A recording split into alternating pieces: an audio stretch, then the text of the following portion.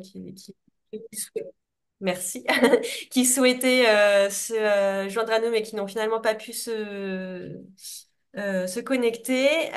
Également, je vous propose, je vois qu'il y a déjà une question dans le chat, de poser vos questions éventuellement, voilà, si au fur et à mesure qu'elles vous viennent par écrit sur le chat.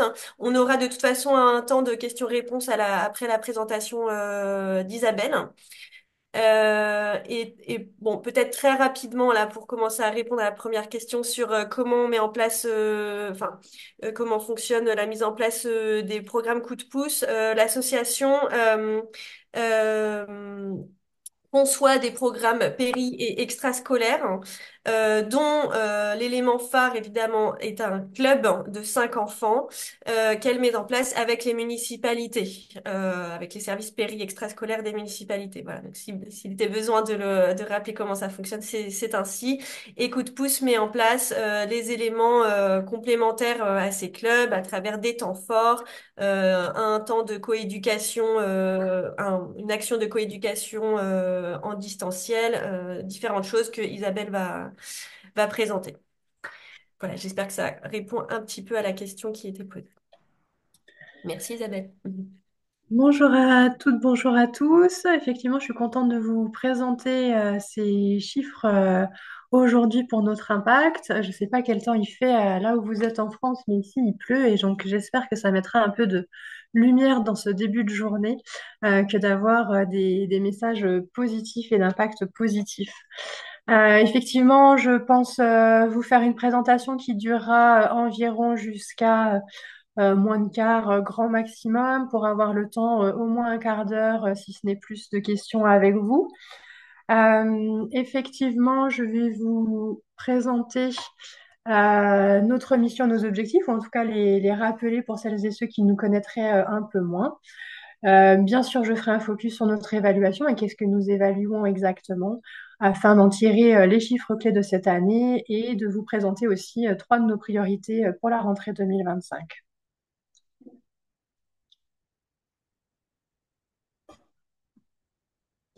Notre mission, bah, vous l'aurez compris, c'est bien sûr la prévention du décrochage scolaire et j'ajouterais même la prévention précoce du décrochage scolaire, puisqu'effectivement, la recherche montre que c'est lorsque l'on aura des impacts le plus tôt possible que l'on aura le plus d'impact, puisqu'ensuite, ce sera de la rémédiation et donc plus vraiment de l'impact. Mais donc, l'idée, c'est vraiment de être auprès des enfants dès le début de leur scolarité afin de leur redonner confiance en eux, de leur donner du sens aux apprentissages et le plaisir d'apprendre, puisqu'en fait, ce sont ces trois grands axes qui vont être le plus porteurs pour eux, pour leur réussite scolaire et pour faire de la prévention précoce du décrochage scolaire. En autre levier fort, la recherche nous démontre qu'il va falloir créer un lien vraiment fort entre l'école et la famille, donc ce qu'on appelle la coéducation. Et vous verrez que tout au long de nos programmes et de nos dispositifs, nous mettons vraiment l'accent sur cette relation entre l'école et la famille. De manière encore plus précise, nos objectifs de nos programmes sont au nombre de trois. On a donc, comme je viens de le souligner, le développement de la confiance en soi des enfants et en eux-mêmes et en leur capacité à apprendre, le renforcement du sens qu'ils donnent aux apprentissages et la valorisation de la place et du rôle de leurs parents dans la réussite scolaire. Pour ce faire, nous avons donc deux leviers principaux, la coéducation sur laquelle je reviendrai régulièrement et le plaisir de la réussite par le jeu. Et finalement, un programme coup de pouce, qu'est-ce que c'est? Eh ben, un programme coup de pouce, c'est 5 à 6 enfants qui vont se retrouver le soir après la classe, pour un nombre de soirs différents selon les programmes, dans ce qu'ils appellent le club coup de pouce. Dans ce club se déroulent tous les programmes coup de pouce, c'est-à-dire des activités, un dispositif, un déroulé de séance, des ressources pédagogiques qui sont créées spécialement par coup de pouce pour ces enfants et pour lesquels donc nous formons nos différents acteurs, les enseignants, les animateurs bien sûr qui seront auprès des villes, auprès des enfants pardon, mais également le référent de la ville, le référent de l'école. Euh, donc ces personnes, nous les formons à bien dérouler toutes nos ressources pédagogiques auprès des enfants. À cela s'ajoute un événement annuel. Chaque programme bénéficie du sien, ainsi que des actions de coéducation. Elles sont au nombre de 10, mais je vous ferai le focus sur une en particulier qui s'appelle Super Idée et qui consiste à envoyer des SMS hebdomadaires aux parents pour leur donner des super idées de choses à faire avec leurs enfants. En ce qui concerne l'événement, je vous ai mis la photo Le Chapeau au trésor, qui est en fait le livre phare qui a été proposé cette année pour les enfants de grande section de maternelle dans le programme Langage.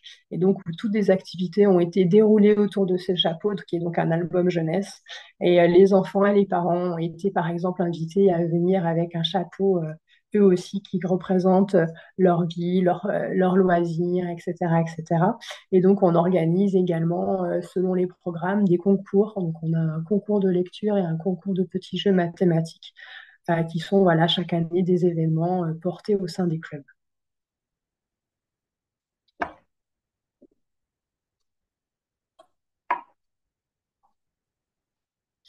Notre évaluation annuelle, comme le soulignait Marion, est une évaluation d'ampleur, étant donné que on l'a fait quasiment depuis le début, c'est-à-dire que tous nos programmes ont été évalués de manière scientifique.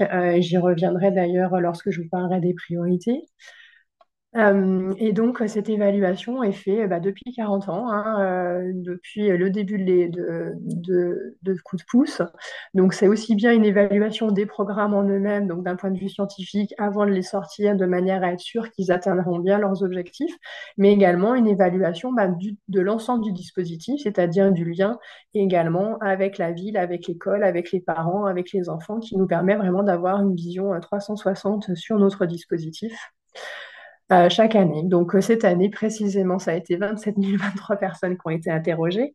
Parmi elles, on a ceux que nous appelons nos acteurs, qui sont donc en fait les enseignants, les référents dans les villes, que dans notre jargon, nous appelons les pilotes, les référents écoles, qui sont les coordinateurs, et nos animateurs, bien sûr, et animatrices des clubs.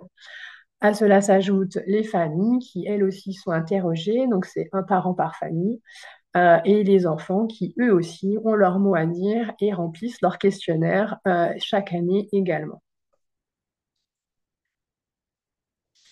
Au niveau donc voici donc quelques autres chiffres sur la portée de notre action. Donc nous avons à l'heure actuelle quatre clubs, quatre programmes. Le programme langage qui est donc pour les enfants de grande section maternelle, le programme lecture-écriture pour les enfants de CP, le programme lire pour les enfants de CP et CE1, ainsi que le programme mathématiques, donc pour les enfants de CE1 également. Cela représente, comme le disait Cécile André, un peu plus de 11 054 enfants inscrits, tous programmes confondus. Quand on compte ce nombre d'enfants, si certains sont rapides en addition, sachez que l'on ajoute aussi les programmes qui sont en expérimentation sur lesquels je reviendrai tout à l'heure. Nous touchons donc 1295 écoles réparties à peu près partout en France, comme vous le voyez sur la carte, et ce qui représente 241 villes partenaires. J'en viens maintenant du coup au cœur de cette présentation avec nos chiffres clés. Pour chacun, j'ai essayé de remettre en avant chacun de nos objectifs de manière à montrer comment nos programmes viennent renforcer et permettre d'atteindre nos objectifs. Alors bien sûr, nos programmes en fait et les leviers que nous mettons en place irriguent sur la totalité des objectifs, et donc vous verrez que certains en fait se recoupent parfois, mais ce qui est logique puisque nos leviers sont là pour effectivement atteindre l'ensemble de nos trois objectifs. Un autre objectif phare, vous l'aurez compris, c'est renforcer la confiance en soi des enfants. Et donc lorsque l'on forme nos animateurs et lorsque on est en lien avec les écoles, on va effectivement inciter et sensibiliser les animateurs au fait qu'il est très important de valoriser les enfants pendant les séances coup de pouce, étant donné qu'effectivement, c'est le fait d'entendre régulièrement que l'on peut y arriver, que ça va le faire, que si tu peux trouver la réponse, vas-y, regarde, hier, tu as réussi, etc. Dire bravo, et ce sont vraiment des choses qui vont être primordiales pour les enfants, Et j'aurai l'occasion d'y revenir, mais c'est aussi pour cela qu'on utilise le levier du jeu, puisque le jeu va permettre des situations de réussite dans lesquelles les enfants vont pouvoir s'épanouir. De la même manière, on essaie d'être le plus proche possible des écoles, de manière à ce qu'il y ait une circulation qui se fait entre les enseignants et les clubs coup de pouce et les enfants dans les clubs, de manière à la fois à avoir un suivi de la progression des enfants, j'y reviendrai également, mais également pour que voilà, les enfants puissent être valorisés également en classe par leurs enseignants. Euh, et donc, 81% d'entre eux le font chaque année.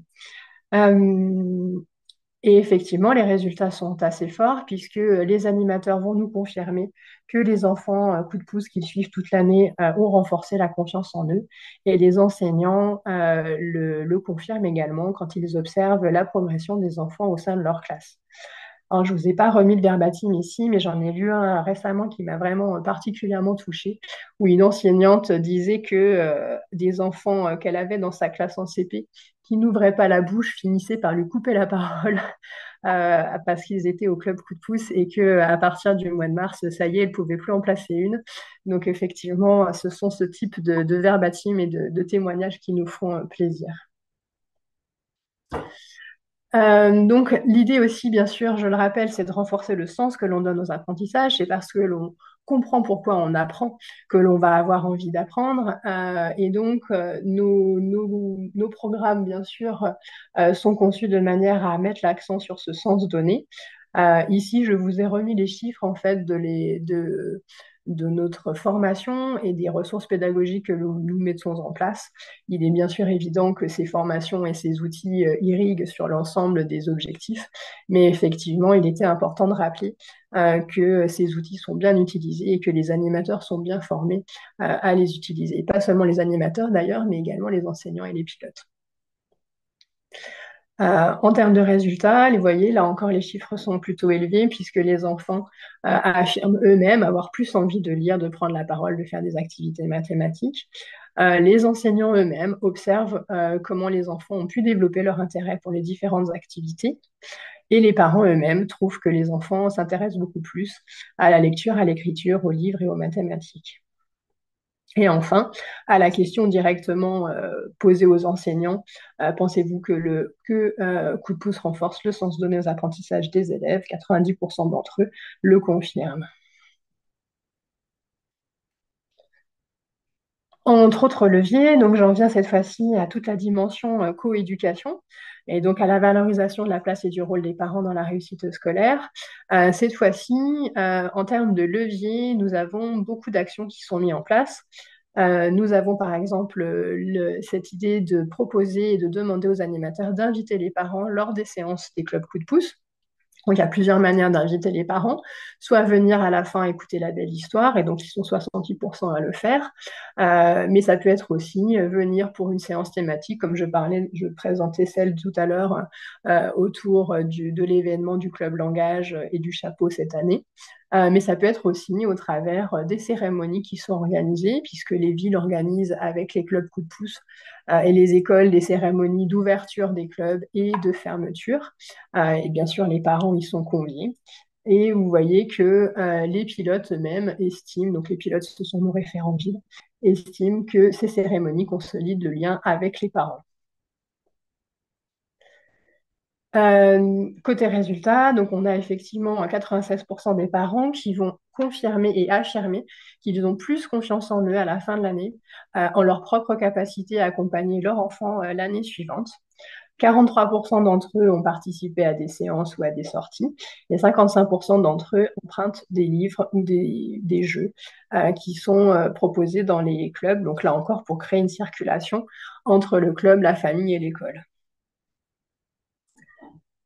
J'attire votre attention sur le fait qu'au-delà d'une présence physique des parents, ce qu'il est important de souligner, c'est que les parents qui, par ailleurs, sont des personnes qui peuvent être occupées, travailler, etc., comme tout à chacun, c'est aussi pour ça qu'on a lancé l'action coéducation, de manière à ce qu'il y ait d'autres manières que uniquement la présence physique des parents pour créer la coéducation autour de leurs enfants. Et ce sera justement pour cet effet que nous avons créé Super Idée Super Idée, c'est donc un dispositif qui permet d'envoyer un SMS par semaine aux parents le samedi. Dans ce SMS, ils découvrent une activité, une petite chose toute simple à mettre en place avec leurs enfants, qui leur permet de justement renforcer un certain nombre de compétences autour de la lecture ou des mathématiques, de l'écriture, etc. Et afin que ce dispositif fasse sens en termes de coéducation, en parallèle du SMS reçu par les parents, les acteurs, donc les personnes qui entourent les clubs, donc les animateurs, les enseignants, les référents villes et les référents écoles, reçoivent eux aussi une lettre hebdomadaire, une newsletter qui leur est envoyée par mail et dans laquelle ils ont un petit peu la même super idée que celle que les parents ont reçue, avec quelques explications connexes, de manière à ce qu'ensuite on puisse créer un échange ou des activités autour de cette super idée et renforcer là encore toute une circulation autour des enfants entre les parents, l'école et la ville. De manière très concrète, ce sont 6 777 parents qui sont inscrits à Super Idée cette année. 78% d'entre eux ont mis en œuvre Super Idée à la maison. 90% d'entre eux affirment que cela leur apporte des idées pour accompagner les apprentissages de leurs enfants. Et 82% des acteurs qui affirment que Super Idée accompagne les parents à mieux comprendre leur rôle dans la scolarité de leurs enfants.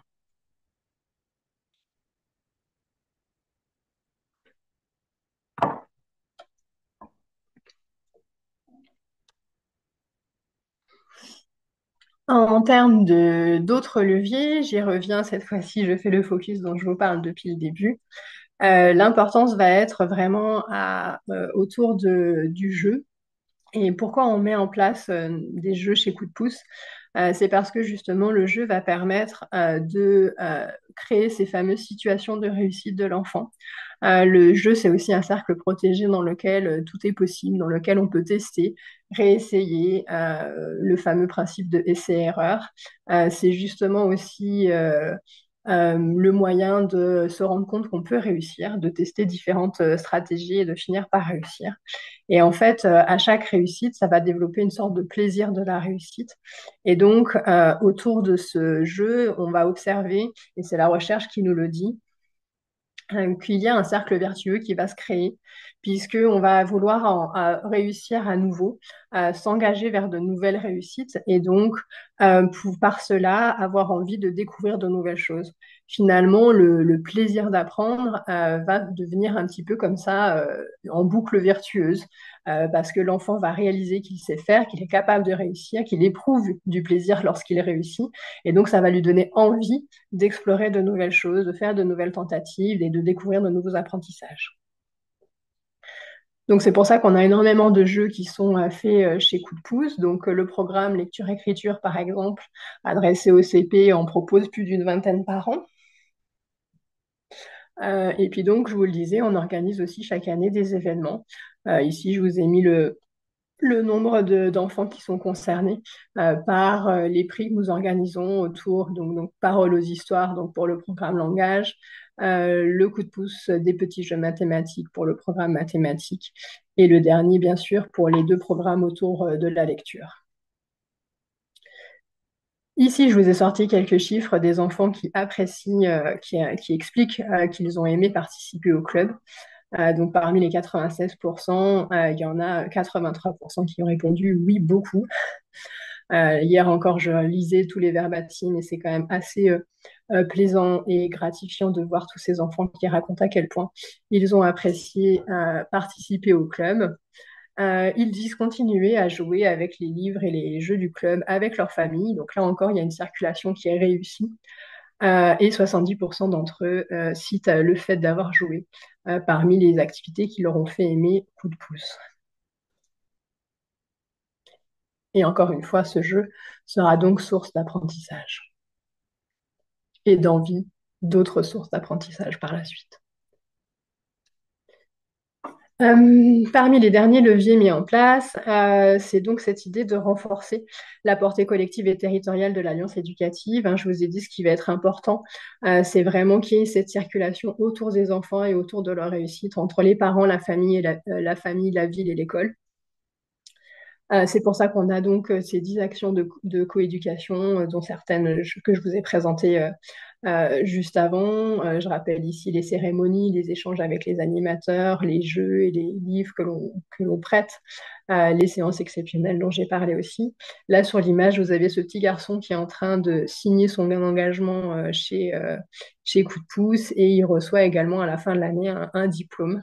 Ils reçoivent chacun un diplôme pour avoir suivi les clubs Coup de Pouce lors donc des cérémonies de clôture. 68% des pilotes pensent, donc ça c'est donc toujours côté ville, que les cérémonies contribuent à renforcer les liens entre les différents acteurs. 89% des enseignants trouvent qu'un coup de pouce aura réussi à renforcer le lien entre l'école et la famille. Et 64% d'entre eux trouvent que coup de pouce a également permis de renforcer le partenariat avec la ville.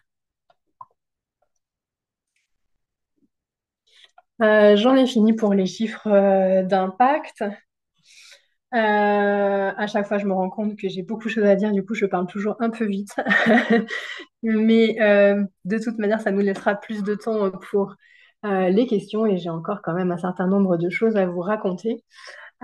Donc, je vous le disais en début de présentation, notre évaluation est au cœur de nos procédés, puisque on a deux types d'évaluation. L'évaluation qu'on appelle également expérimentation, c'est-à-dire le moment où l'on va créer un nouveau programme, on va vraiment l'analyser et le suivre d'un point de vue scientifique et de recherche, de manière à être sûr que ce programme permettra de suivre et d'atteindre les objectifs que nous nous sommes fixés. Euh, et puis, bien sûr, l'évaluation annuelle donc, du dispositif en entier, comme je viens de vous le parcourir. Dernièrement, nous avons donc deux expérimentations. L'expérimentation autour d'un programme pour la moyenne section maternelle, celui que vous avez à l'écran, donc il s'appelle Imaginer parler. Et il vient renforcer en fait la position de coup de pouce sur la prévention précoce, puisqu'il va s'adresser aux enfants de moyenne section. Donc, on est vraiment là au cœur des objectifs que je vous présentais tout à l'heure, c'est-à-dire vraiment venir impacter les enfants dès le tout début de leur scolarité, de manière à tout de suite leur permettre d'accrocher aux apprentissages, d'avoir confiance en eux et d'avoir envie d'apprendre et de donner du sens à tout ça. Ce programme a été en expérimentation depuis 2020. On l'a expérimenté dans 8 villes. Cette expérimentation a été menée à la fois par notre chercheuse en interne chez Coup de Pouce, Céline Ferrier, et également en lien avec un autre chercheur qui est québécois et qui s'appelle Christian Dumay. Pour info, il sera d'ailleurs présent à notre journée d'études que nous organisons le 3 décembre. Donc, ce programme vise à favoriser le développement du langage chez les enfants de 4 à 5 ans via la pratique du jeu symbolique. Ce programme donc a été validé de manière scientifique. Nous avons donc, ça y est, à la fin de cette expérimentation, abouti à un déroulé de séance qui est jugé pertinent, hein, qui fonctionne bien et qui permet donc bien d'atteindre les objectifs pédagogiques que nous nous sommes fixés au travers de ce programme. Les ressources pédagogiques ont elles aussi été terminées, validées. Il ne nous reste plus qu'à faire la formation de formateurs, mais ce programme, donc, cette expérimentation devient un programme dès cette rentrée 2025, et nous allons pouvoir commencer à le proposer aux villes qui pourront s'y inscrire et le découvrir tout au long de l'année, de manière à le mettre en place avec les enfants dès la rentrée 2026. Autre expérimentation, le coup de pouce vacances, qui cette fois-ci vient pallier à ce qu'on appelle la glissade scolaire, et donc c'est prévenir, qui a pour objectif donc de prévenir la perte des connaissances fondamentales des enfants pendant les vacances. À l'heure actuelle, il y a 16 villes euh, qui sont en fait dédiées, qui organisent déjà des clubs vacances. Il y en a 28 qui ont été mis en place entre 2024 et 2025, et cela représente 196 enfants. Là encore, l'idée, c'est de travailler autour de la lecture et des mathématiques, mais en y ajoutant également des sorties culturelles, pardon pour la faute d'orthographe sur culturelle, et des séances avec les parents. L'idée, c'est donc pendant ces vacances, à la fois les grandes vacances dans lesquelles il y aura une dizaine de séances, et pendant certaines des petites vacances à partir de février, de proposer donc des activités qui sont issues de nos programmes classiques, hein, qui sont en tout cas dans le même esprit, avec le même type d'objectif. Et l'idée, c'est vraiment de se dire que on va éviter qu'il y ait une perte des connaissances fondamentales, mais pour justement continuer à enrichir les enfants sur un certain nombre d'activités autour donc de la lecture des mathématiques et des séances ludiques. Et bien sûr, comme dans nos autres programmes, il y a toujours cette dimension de coéducation et des séances sont organisées avec les parents. Vous avez ici une photo de Manuel Cousin qui a fait le Vendée Globe, pour ceux d'entre vous qui connaissent, et qui donc a rencontré une partie des enfants lors de ces séances organisées. Et là encore, vous le voyez, nous sommes entourés d'une chercheuse qui s'appelle Anne Vadkar, qui est en train d'évaluer le dispositif et qui donc mène une recherche qualitative auprès des enfants et des animateurs. Donc, expérimentation qui va se poursuivre encore cette année, mais qui là aussi peut déjà commencer à être organisée et mise en place dans les villes qui le souhaitent. Je voulais aussi juste vous faire un petit focus sur notre programme livre, qui lui donc s'adresse aux enfants de CP et CE1 et qui s'organise autour du plaisir de la lecture, puisque c'est vraiment important que les enfants aient ce plaisir de lire. Et donc, nous avons conçu au sein du pôle programme, grâce à ma collègue Céline Cuvelier et à certains autres de nos collègues dans le pôle réseau, a conçu en fait 12 nouvelles séances thématiques.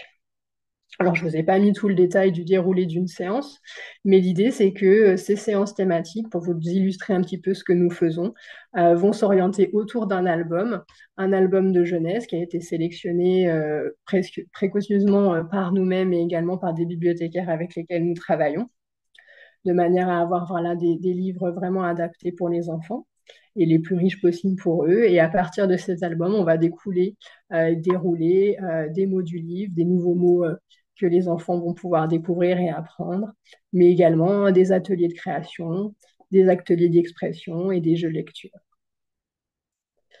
Ça nous permet comme ça d'illustrer un petit peu ce qui se passe dans les clubs coup de pouce. Et comme ça, je vais pouvoir vous passer la parole.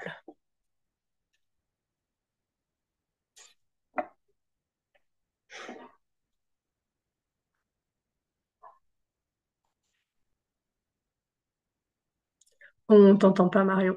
Il y a des gens qui sont déjà. On avait une question dans le chat qui a été répondue en direct, mais peut-être que ça intéresse tout le monde sur l'évaluation qui a été réalisée en interne ou en externe. Alors, moi, je veux bien du coup qu'on fasse comme ça, si tu peux me lire les questions au fur et à mesure et j'y réponds.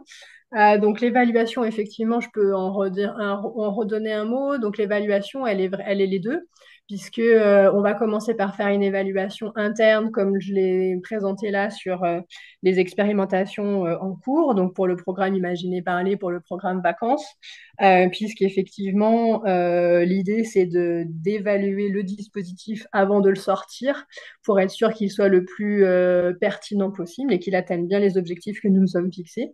Donc là, c'est une évaluation qui est scientifique avec des chercheurs donc soit issus de notre propre conseil scientifique, puisque nous avons un conseil scientifique qui nous accompagne chaque année.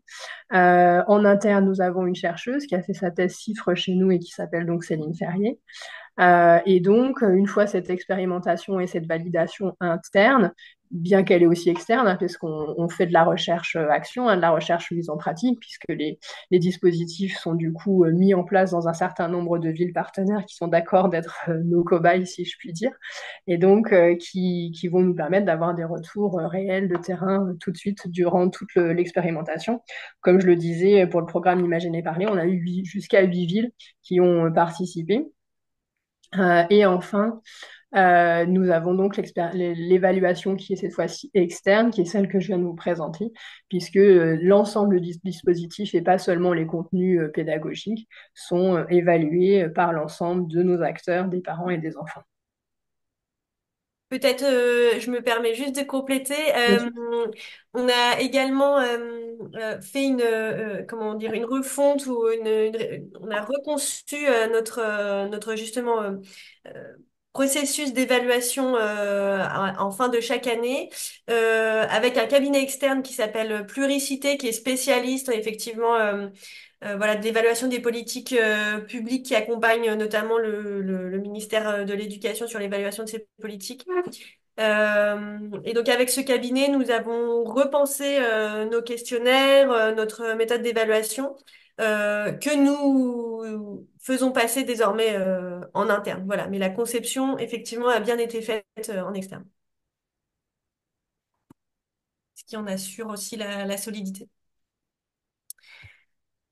On nous demande comment mettre en place l'action coup de pouce dans une municipalité. Il faut nous appeler. Nos collègues du réseau pourraient répondre de manière un peu plus précise à la question, puisque c'est vraiment leur travail que de mettre en place les dispositifs. Mais effectivement, notre partenaire, ça va être la ville. C'est la ville qui décide de financer des clubs coup de pouce, qui elle-même va du coup se mettre en relation avec l'école, de manière à ce qu'il y ait un certain nombre d'écoles qui soient d'accord de faire partie du dispositif, et notamment pour qu'on ait des enseignants repérants, qu'on appelle repérants.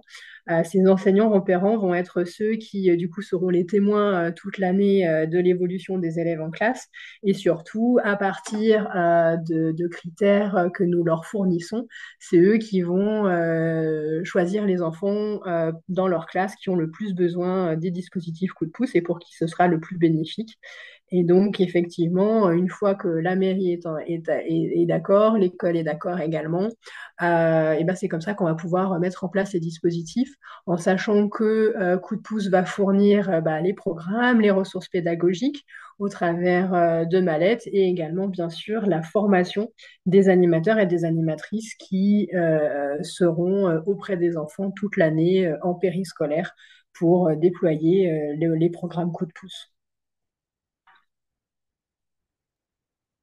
Donc, contactez-nous, c'est la réponse rapide C'est là. ça. Euh, En ce qui concerne le programme vacances, qui sont les enfants qui en bénéficient et combien d'enfants sont concernés par ce programme, je pense, c'était la question. Alors, je vais me remettre sur les chiffres. Effectivement, donc pour l'instant, c'est 196 enfants. Ce sont des enfants. Alors, la classe, je crois que c'est CPCE1. Je ne veux pas dire de bêtises, Marion, ouais, c'est ça. Ce sont des enfants de CPCE1. Contrairement aux autres enfants qui sont plutôt 5 à 6 enfants par club, là, on peut aller jusqu'à 8 enfants. Et effectivement, bah, ça va être pareil. Là encore, des enfants qui vont avoir besoin des dispositifs coup de pouce et qui, une fois qu'ils sont repérés, rejoignent les clubs coup de pouce. Je ne sais pas si Antonin est connecté parce que c'est lui le référent sur Club Vacances. Éventuellement, il peut en dire un mot. Euh, mais effectivement, en tout cas, sur la tranche d'âge, on est sur des CPCE1. Et donc, pour précision, ce ne sont pas forcément les mêmes enfants qui sont dans les programmes coup de pouce à l'année et ça peut être tout à fait d'autres enfants. Et qui ne partent pas ou en vacances ou ne bénéficient pas de centres d'activités, de loisirs, voilà, en priorité. Tout à fait. L'idée encore de ce dispositif, c'est vraiment de pouvoir renforcer les connaissances des enfants pour éviter ce que la recherche scientifique appelle la glissade, c'est-à-dire qu'il y a une énorme perte chez tous les enfants des connaissances en fait au moment des vacances, puisque en fait les connaissances, le savoir, bah, c'est comme enfin, le cerveau, c'est un muscle comme les autres, hein, donc de la même manière qu'on perd quand on fait pas de sport, bah, on perd aussi quand on fait pas d'exercices, on va dire, mentaux intellectuels. Et donc, si tous les enfants sont concernés par cette perte des connaissances, les enfants issus des classes populaires sont encore plus concernés parce qu'ils auront moins d'occasion de réactiver ces connaissances avec leurs parents lors de leurs vacances. Et donc, effectivement, ce sera des enfants pour lesquels les programmes vacances seront les plus propices. Peut-être pour continuer sur le programme vacances, on a une question. Les clubs vacances sont-ils délocalisés? Donc, je pense que ça veut dire où ont-ils lieu? Et si oui, est-ce payant? Pour les familles, peut-être. Alors, les Je comprends la programmes question. vacances, ce ne sont pas des classes vertes, donc effectivement, ils ne seront pas délocalisés. Ils ont lieu dans la ville et dans les écoles, dans les lieux disponibles de la ville qui les organisent.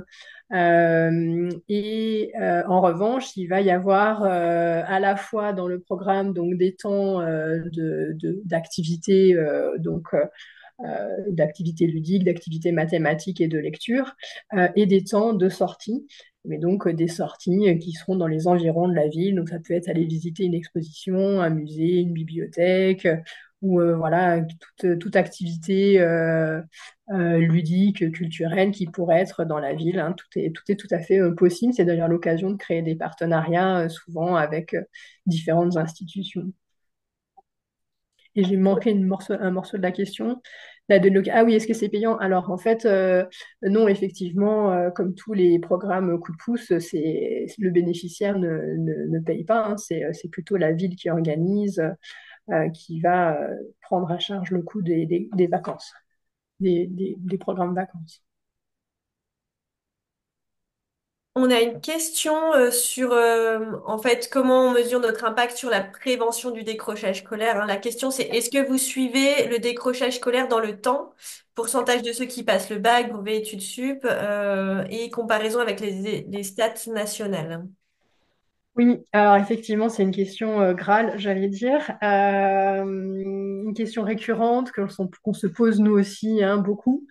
Il y a quelques années, une artiste avait travaillé à rencontrer des enfants, donc des enfants de CM2 qui avaient suivi les clubs coup de pouce en CP.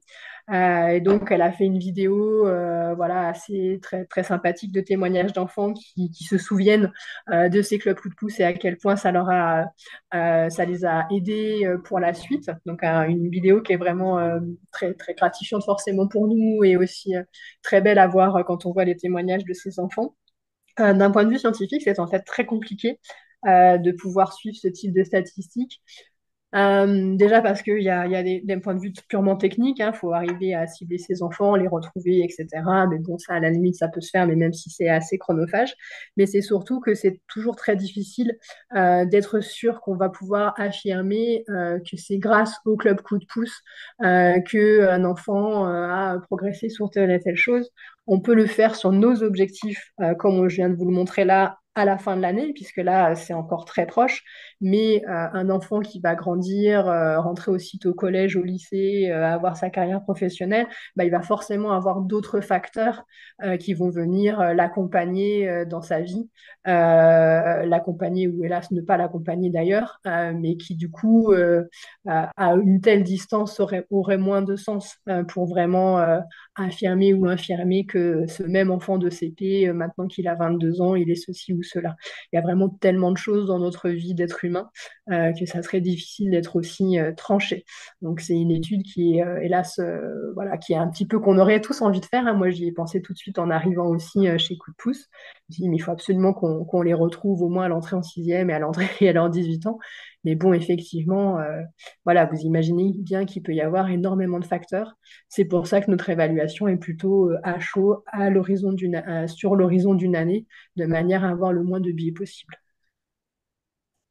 Et si je peux peut-être compléter, effectivement, nos programmes sont conçus avec des chercheurs sur les différents sujets d'éducation qui nous montrent qu'en fait, pour prévenir le décrochage scolaire à long terme, à plus long terme, il faut agir sur les premières années de scolarité. C'est là où on a le plus d'impact et sur les leviers que sont non pas autour du soutien scolaire, refaire l'école après l'école, mais plutôt justement les leviers du rapport aux apprentissages, le sens, le plaisir, la confiance dans sa capacité à réussir. C'est exactement ce que Isabelle a présenté en préambule et c'est donc ce qu'on mesure.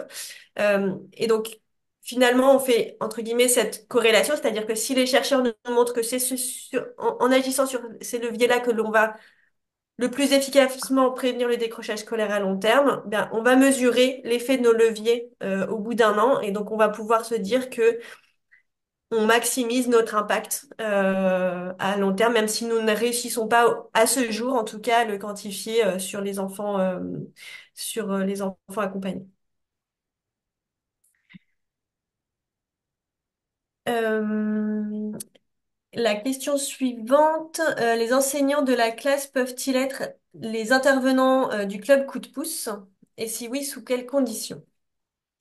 Les enseignants des classes, oui, tout à fait. En fait, je crois qu'on a presque 40% de nos animateurs et animatrices qui sont des enseignants. J'ai pas le chiffre exact, mais c'est un chiffre assez élevé. Et en fait, ce sont effectivement, enfin voilà, ce sont des enseignants qui sont donc à la fois nos enseignants repérants, donc j'expliquais tout à l'heure, et qui peuvent être aussi animateurs et animatrices. Alors après, sur le détail comment dire, détails techniques, de comment ils sont rémunérés, etc. Je vous avoue que c'est très différent d'une ville à l'autre. Ça dépend aussi de l'éducation nationale et j'ai pas ce type de détails-là. Mais en tout cas, sachez que c'est effectivement possible et que bon nombre de nos animateurs et animatrices sont des enseignants. Dans les autres profils, ben, on a aussi des étudiants ou des personnes qui sont déjà salariés de la mairie. Donc, ça peut être par exemple des ATSEM ou des AESH. Voilà, on a toutes sortes de profils. Et toutes ces personnes-là sont formées de la même manière, de manière très précise et très suivie par nos délégués territoriaux, dont c'est l'une des missions que de former tous les animateurs et animatrices coup de pouce. Merci. Euh, on a une question à laquelle je vais peut-être répondre parce que c'est plus chez moi, entre guillemets, côté Vas-y. partenariat financement. Souffrez-vous de la réduction des financements des associations en 2025? Effectivement, on l'évoquait rapidement en préambule de ce webinaire, mais oui, oui, hein, on n'échappe pas aux coupes budgétaires qui se répercutent donc sur les subventions notamment qui sont faites aux associations, à l'ensemble du secteur associatif. Les coupes sont très importantes chez nous, malheureusement. Voilà, on a 55% de coupes de subventions publiques cette année. C'est considérable. On essaye voilà, euh, stabiliser au mieux pour voilà, continuer nos actions du mieux possible. Mais effectivement, on est très vigilant sur nos coûts, évidemment.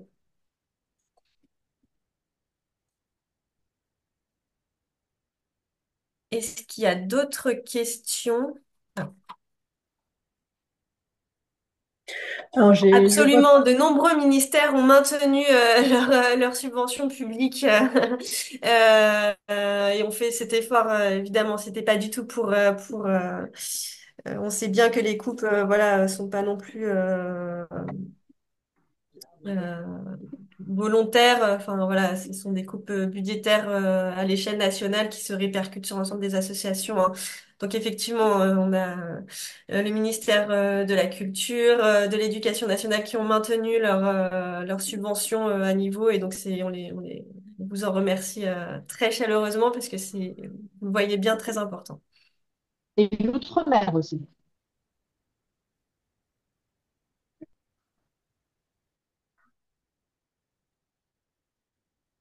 Est-ce que nous avons d'autres questions?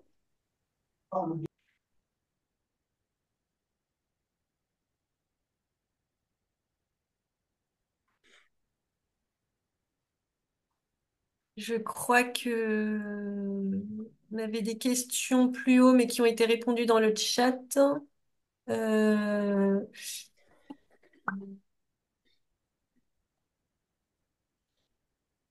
Oui, je suis en train de repasser dessus. J'ai l'impression qu'elles ont également qu'on a quasiment tout balayé.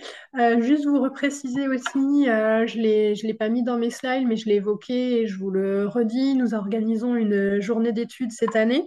Par le passé, l'association faisait des colloques quasi annuels, vraiment de manière régulière. Et cette année, c'est à l'occasion notamment des 40 ans de l'association que l'on s'est dit que c'était l'occasion de représenter vraiment ce lien étroit que nous avons avec la recherche actuelle et de manière à ce que nos programmes soient le plus bénéfiques pour les enfants. Et donc, nous organisons le 3 décembre une journée d'études. Peut-être que Kenza ou Marion, vous avez le lien pour s'inscrire s'il est déjà actif, je crois, et peut-être à remettre dans le chat.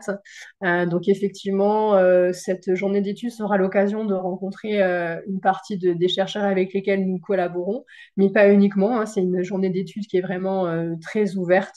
Nous avons des chercheurs de différents horizons qui s'y sont inscrits, et pas uniquement. Il y aura également quelques institutionnels qui seront présents pour témoigner de leur travail sur le terrain, ainsi que d'autres associations de l'écosystème, comme Bibliothèques sans frontières, pas l'enfant.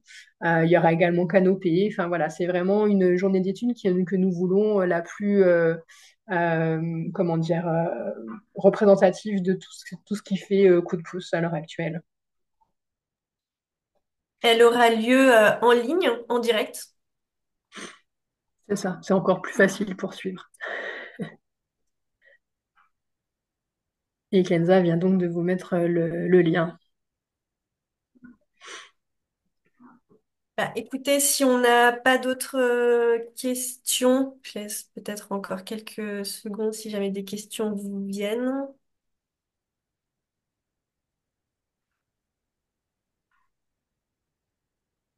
Bon, bah dans ce cas, on peut peut-être clôturer.